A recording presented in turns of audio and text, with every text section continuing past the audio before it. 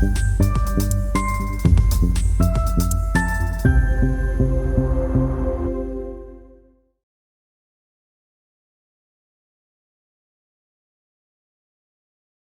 everyone, this is Dr. William Bird and Bernie Choi, and this is Chat with the GP. And this is the second part to what we were talking about last time about mental health with Men's Health Awareness Week. And Bernie, I think if those of you who watched that would have been really inspired about the honesty that he shared, being both a doctor plus someone who has a personal story on this. But today I think it's really going to be quite exciting because I think we're going to share. Bernie's going to share some of the things that he's really, the hacks as he called them, that have kept him going, kept the movement going, helped him grow personally. And I've just found them fascinating. I've been writing them down as you talked about them before, and I've heard him when we worked together. Bernie, welcome, and thank you for last week because I think that was really, really helpful. I think a lot of people will be really inspired. Tell me then what you wanted to share this week and what you particularly found has helped as you've gone on this journey, which obviously, as you've told me many times before, doesn't really end. It does constantly grow and constantly develop. Sure. Thanks, William. So a little bit of recap of what we talked about last time. I really like to use the World Health Organization model of health, which actually I learned in medical school, which is like 30 plus years ago, and it still sticks with me today. And they talk about health and well-being is not merely the absence of disease, but the presence of physical well-being, mental well-being, social well-being, and I'd add to that spiritual well-being as well. So what do I mean by that? Well, first of all, the physical well-being. We know that exercise is fantastic, both for our physical well-being, but also our mental well-being. Our mind and our body are intrinsically linked. So in actual fact, often if we have physical symptoms, it may be a symptom of mental dis-ease. So that's how I like to think about it. So along with physical exercise, I think it's important to sleep well, eat well, what we call rainbow colored fruit and vegetables, really fantastic, packed full of goodies, but things like seeds, nuts, and other things like that. I often say to my patients, we often think we can do what we like to our bodies, and then when we're ill, go to see a doctor. And if I said to you, well, if you thought about your body a bit like a car engine, a car, what would you do? Would you just put in whatever you like, the odd ends of cooking oil and leftover tap water, cooking up washing water? Yeah, you wouldn't, because the car would become ill, but we think we can do that to our bodies, and simply our bodies cannot. It's actually very tolerant of ourselves, but eventually it will start to show signs and symptoms of disease. So physical well-being is very important. Mental well-being, which I will allude to more definitely.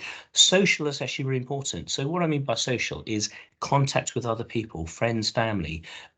With the rise of the internet and smartphones, it's actually been proven since about 2008 that people's mental health the anxiety has increased, the mental health has deteriorated, because instead of connecting with people in a real sense of the word, physically, we're actually in a virtual world.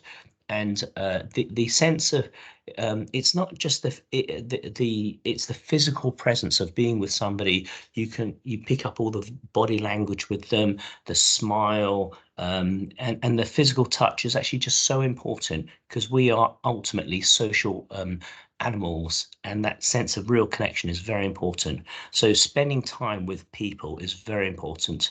And then spiritual well-being, what I mean by that is sense of self-esteem, but also I've been very interested since I had to regain my own mental health a few years ago, and I've been reading books and listening to podcasts about happiness, and consistently it talks about a sense of service of other people and a sense of making the world a better place. So I think those are really important. And personally, I grew up as a scout. Actually, I now help out at Boys Brigade, and there I just find a sense of real.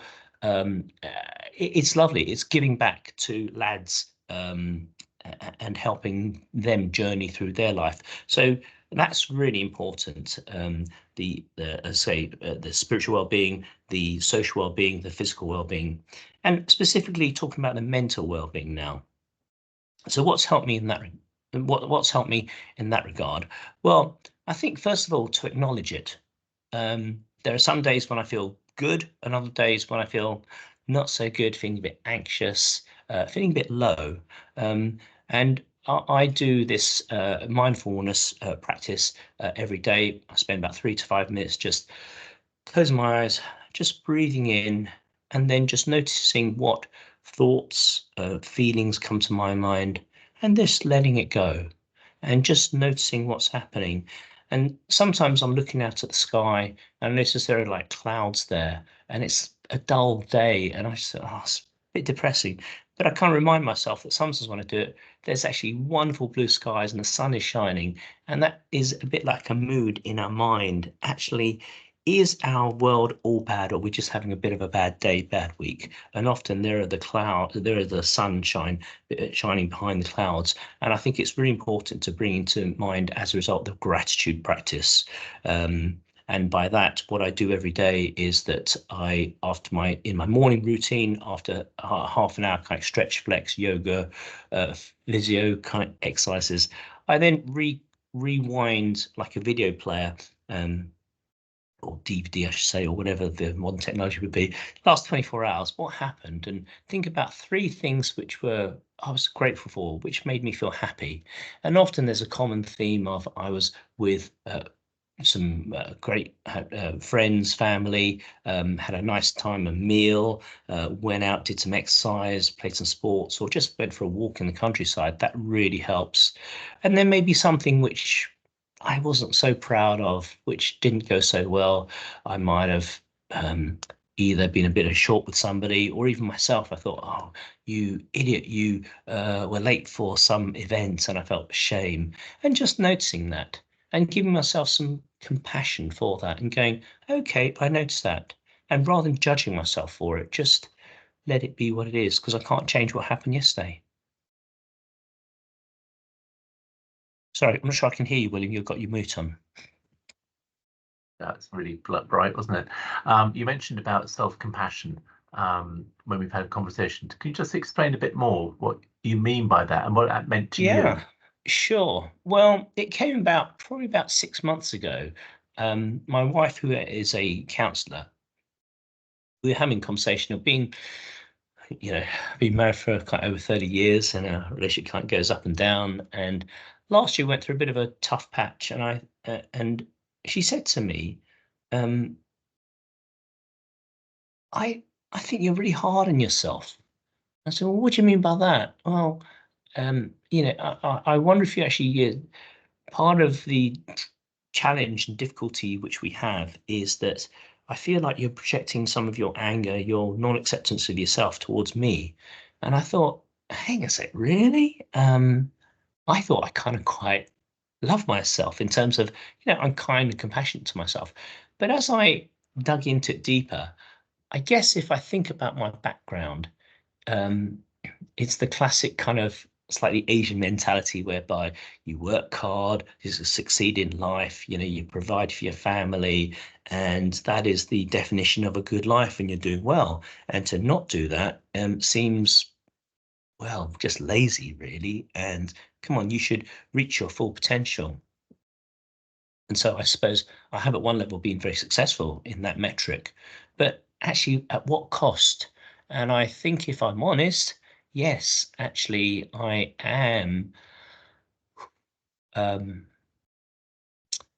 not so compassionate to myself, and I do, as they say, kick the cat proverbially, your nearest and dearest, you take it out on them. And what's really helped me recently, I was I was reading the book and listening to the Audible of Kristen Neff.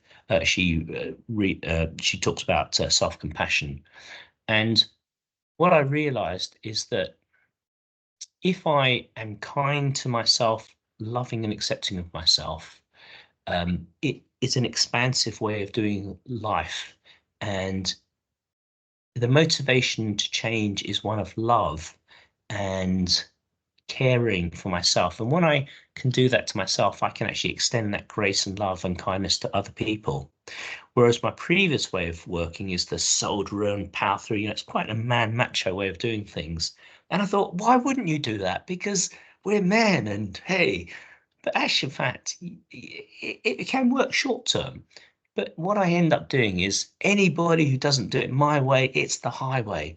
And it's actually not collaborative. It's not really a social way of relating, and it's actually unkind. And the most painful thing is we're actually being unpleasant to ourselves. We're not befriending ourselves. And I think if we don't befriend ourselves, nobody else can do that for us. And it shows in all relationships. And personalize it, William, because we work together as GPs. Um, sometimes when we have difficult patients, we're running late, rather than going, oh, William's being slow or late, he's being lazy. Well, why is that? He's probably got a difficult patient or something's going on. And that's the kind that compassion, the empathy, understanding where the other person is, having that open narrative of expansiveness and love and thinking the best of the other person, rather than just having this narrative whereby you must and you shoulds and you oughts. But it's very interesting how you're saying that when you become judgmental, that it's often we judge other people, but actually we're judging ourselves. We're kind of Absolutely. if we Yeah. if we're Can I, critical on ourselves, we yeah. can't. We reflect it onto other people. That's really interesting. And can I tell you this thing which I did many years ago when I did some counselling training? They feel about this. You really annoy me, William. Okay, how many fingers am I pointing at you, That's the one. and how many fingers are pointing back at me as I point the finger at you? That's brilliant. That's brilliant. Yeah, Yeah. and it's like you annoy me. You may be annoying me a little bit, but the person who's really annoying me is me, and it's my stuff. So if I can be honest enough, then I can actually start to heal. And they talk about the wounded healer. The stuff which we go through actually can make us stronger and better if we can accept it, embrace it, and work with it. And that may require, help from friends, family, a counselor, therapist. And I don't mind sharing with this. Well, I did actually do a psychotherapy course about 10 years ago, and part of it was I had to do 20 hours, had to receive 20 hours of personal therapy. And I found that such a gift. In actual fact, after about the 15th hour of therapy, because it's once a week, I actually learned to accept myself and kind almost like slay some of those demons or myths which my school teachers gave to me and said, you're no good, you're inadequate. It's because of X, Y, Z that you are the way you are. And I gave myself compassion. I understood why I did what I did do as a relatively powerless child in the face of authority, and go, do you know what, Bernie, you're okay. And I thought that day, do you know what, if I die tomorrow, I can rest in peace. I'm at peace with myself because I think I'm actually all right. And I think that's really helped me sometimes to when other people kind of like I find them irritating or like, why are you not better like this? It's probably because of their childhood stuff. And I think it's just a lovely way to relate. And yeah, I just think it makes the world a better place. And if we can all go in with that mind of inquiry and compassion rather than judgmental and judging, I think, yeah, just make the world so much happier and better. I mean, I agree. And it's quite a difficult jump to make, isn't it? When someone has upset you or really been horrible to you, you personalize it because you think it's Mm, directed to you. Well, mm, it is in partly directed to you mm, because they've done that, but actually it's because of their situation. They're frightened. Normally they've mm, got fear. They've normally got mm, insecurities, and that's mm. why they're doing it. And then suddenly it makes sense, and suddenly you can deal Absolutely. with that patient quite Yeah. happily because instead of them making you really upset and Mm, angry, you actually realize, I know exactly why you're doing this. You're trying to mm, protect yourself. This is yeah. a um, and shame. You mentioned about shame in a podcast as well, or book on. Yeah. I mean, many Um, of you may know about this. There's Brené Brown, who's a fantastic speaker, podcaster. She's all over YouTube, written lots of books about it. But shame is a really profound subject, and it's something which we don't want to talk about. Who wants to admit that they have shame? But what I mean, she talks about it for hours, so I can't really do justice to what she said. But one takeaway point is that we may do things which are not necessarily good, and we fail. You are not a failure. I'm not a failure. I failed at something, and that's the distinction. You're not shame. You might do things which are a little bit shameful, but you are not ashamed. So I think we need to change the, if you like, noun owning that, the noun that I'm a bad person. No, I'm not a bad person. I do things which are not necessarily good. Yeah, they're bad, but I'm not intrinsically bad. And I think that comes back to the business about self-compassion. So in actual fact, it's not about being soft. It's actually being wise with ourselves, because in actual fact, the not brave way, but the I would say, um, the cowardice way is just to pretend I haven't got it and then project all my bad stuff onto other people. And I'm sure we've encountered some of those people. You just think, wow, whoa, what's going on with you? Because it's not my stuff. There's clearly stuff going on with you. And then on the other extreme, on the other side of the spectrum is happiness. And you Yes. mentioned about the spiritual side of it being Mm. happy. Who have you found helpful in teaching you about happiness? Well, there's this wonderful professor called Dr. Laurie Santos. She's got a podcast called The Happiness Lab. I listen to a podcast on a regular basis. That's really good. Other people who are also helpful is Rangan Chatterjee. He's got a podcast called Feel Better, Live More. And also just a little daily habits is Michael Mosley, Just One Thing. As say Brené Brown was a shame. And also in terms of food nutrition, there's the Science of Nutrition by Dr. Tim Spector. That's also helpful as well. And it's interesting how all of this comes together. So you can't really have a kind of mind that's peaceful if you're eating rubbish, if you're not exercising, if you're not sleeping, if you're not doing all those Absolutely. things we are told to do. They all Mm, group mm, together, merge mm. together. Yes. Yeah. Bernie, thank you. That has That's all been right. really, really inspiring. And I talked to you because we work together, Mm, and we try and find little times to chat, which we sometimes yes. find increasingly difficult nowadays because it is so busy. Yes. But I think these elements of where you're saying not personalizing, but when you're reflecting, those fingers pointing towards so many great things there, which I hope everyone here who's listened will really take to heart, enjoy, and hopefully we'll come back because I think there's a lot more there which we can unpack and you can help us Mm, with. So mm. thank you so much. You're welcome, William. And one final note to end with. I'd say, our health and well-being, mental health, it's not linear. It's not like we will get better and better and not have any problems. Actually, it's cyclical. But if we can have insight into what's going on and have compassion, go, oh, there I am, I'm getting anxious again, or oh, I didn't really eat as well as I could have done, or maybe done some more exercise, rather than condemn myself, just go, oh, I did that. And then I have a chance to change it. And with that information, I can be compassionate and out of love rather than fear and admonishment. I can then make better choices. That's really reassuring. So Mm, reassuring, particularly mm, when things are going all wrong and you beat yourself up about it. You don't need yeah, to. absolutely. Yeah. All right, Bernie, Mm. thank you so much indeed. You're Look forward welcome. to speaking to you soon. Thank you. Pleasure. Thanks, William. Bye bye. Bye-bye.